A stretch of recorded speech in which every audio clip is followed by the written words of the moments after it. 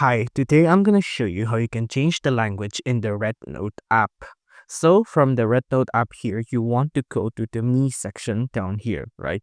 On Me, there you go. Now on Me, you want to go on this gear icon here, right? Click on the gear icon.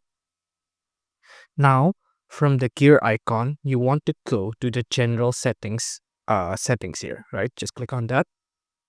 And then on here, you'll see that there's a language option right there, right? Now on languages, you can pick either English, Mandarin, or another type of Mandarin. I'm not really sure.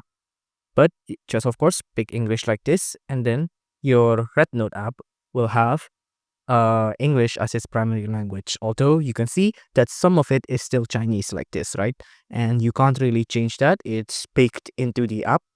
But even though you used it as Chinese now, the language I mean, there'll be some English that'll be present in the app, but there'll still be Mandarin that's still present in the app as well. If you like this video, please consider liking and subscribing.